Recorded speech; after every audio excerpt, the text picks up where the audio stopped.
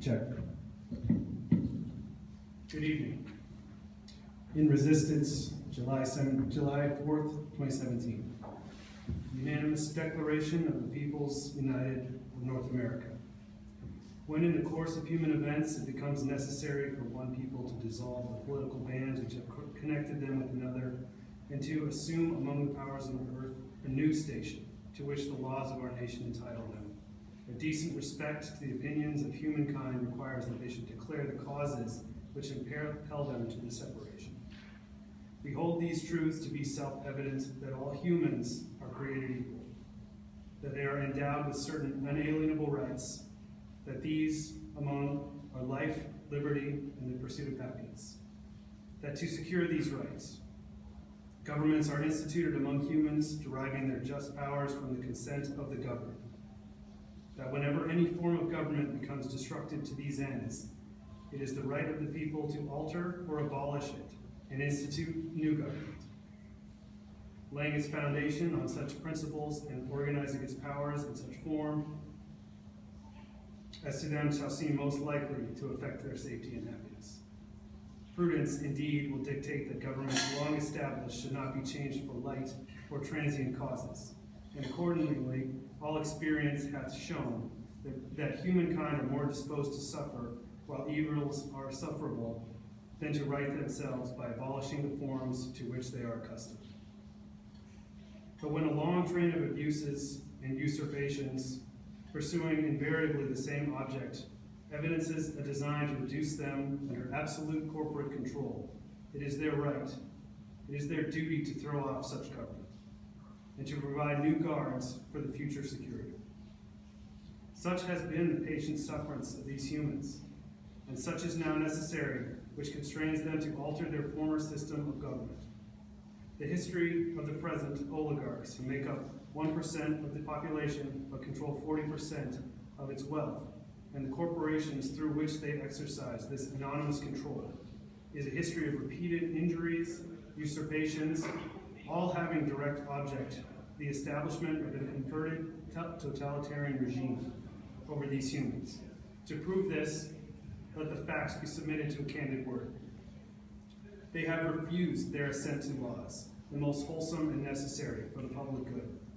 They have forbidden legislators to pass studies and regulations of immediate and pressing importance. Unless suspended in their operations, their profits they do not threaten. And when so suspended, they have utterly neglected to attend to them.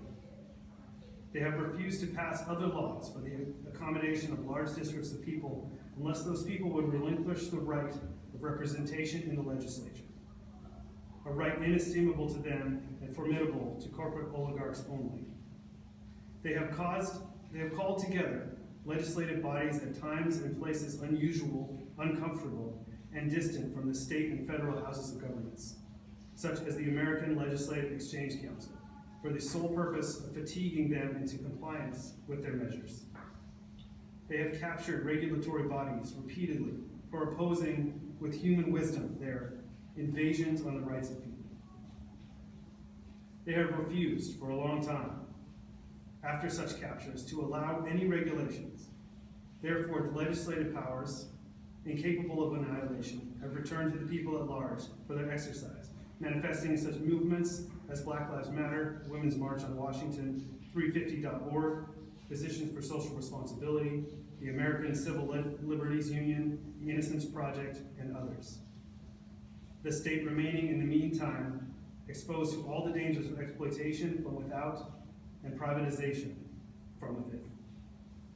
They have endeavored to prevent the population of these states, for that purpose obstructing the laws of naturalization of foreigners, refusing to pass others to encourage their migrations hither based on their countries of origin and religious creeds. They have obstructed the administration of law by legalizing bribery with the Citizens United versus the Federal Election Commission Supreme Court decision, which allows unlimited campaign spending to candidates, thus establishing their indenture. They have made all houses of government dependent on corporate contributions for the tenure of their office and the amount and payment of their election costs. They have erected a massive capital and sent hither swarms of lobbyists to harass our people and eat out their substance. They have kept among us in their times of abundance, hegemonic austerity measures without the full knowledge of our citizens. They have affected to render the military-industrial complex independent of and superior to legislative powers.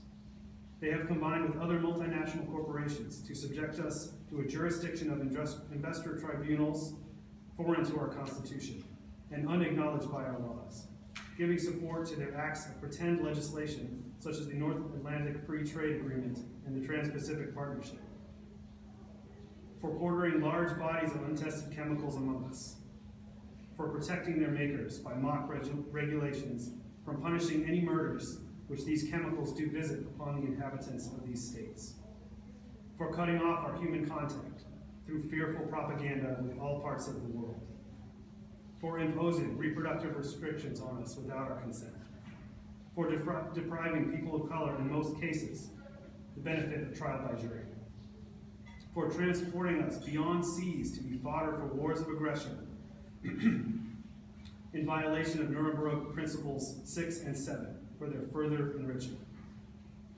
for abolishing a free system of laws in cities such as Flint, Michigan, establishing therein an arbitrary private emergency management, and enlarging its boundaries so as to render it at once an example and fit instrument for introducing the same absolute rule to all jurisdiction under the guise of these crises, for buying our free elections, undermining our most valuable laws, and altering fundamentally the mechanics of our governments, for corrupting our own legislation, declaring themselves invested with the power to legislate for us in all cases whatsoever.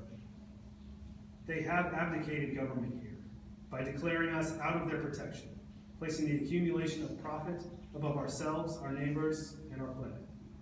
They have plundered our seas, ravaged our coasts, burnt our towns, and destroyed the lives of our people. They are at this time unleashing a tyrant in our 45th presidency to complete the works of death, desolation, and tyranny already begun in the circumstances of a cruelty and perfidy scarcely paralleled in the most barbarous ages and totally unworthy of the head of a civilization. They have incarcerated our fellow citizens, disproportionately of color, taken captive in our communities, to work against their country, to become laborers, to compete with their friends and brethren, or to fall themselves by their own hand.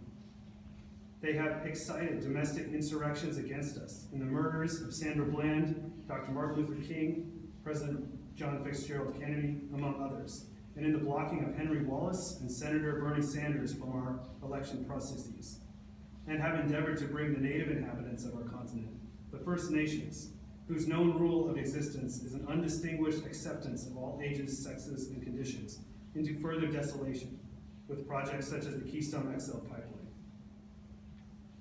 In every stage, these oppressions we have petitioned for redress in our most humble terms. Our repeated petitions have been answered only by repeated injury. Corporations whose character are thus marked by every act which may define a tyrant are thus unfit to be rulers of a free people. Nor have we been wanting in our attentions to our capitalist brethren. We have warned them from time to time of their attempts by their boards and executives to extend unwarrantable jurisdiction over us. We have reminded them of the circumstances of our existence here. We have appealed to their native justice, magnanimity, and we have conjured them by the ties of a common kinship to disavow these usurpations, which would inevitably interrupt our connections and our correspondence. They too have been deaf to the violence of injustice, contiguity. We must therefore acquiesce in the necessity which denounces and defines our second independence, and hold them, as we hold the rest of mankind, enemies in war, friends in peace. We therefore, the free peoples of North America, in general resistance, connected, appealing to the great spirit of the world for the rectitude of our intentions, do, in name and by authority of the good people of this land and planet, solemnly publish and declare that these united peoples are, and of right ought to be, free and independent, that they are absolved from all allegiance to the current federal government, which is fully controlled by corporate interests, and that all political connection between them and said government is and ought to be totally dissolved. and that the free and independent peoples have the full power to convene an intersectionally representative council of women to do all acts and things independent states may of right do. And for the support of this declaration, a firm reliance on the protection of Mother Earth, we mutually pledge to each other ourselves, our lives, our bodies, and our sacred planet.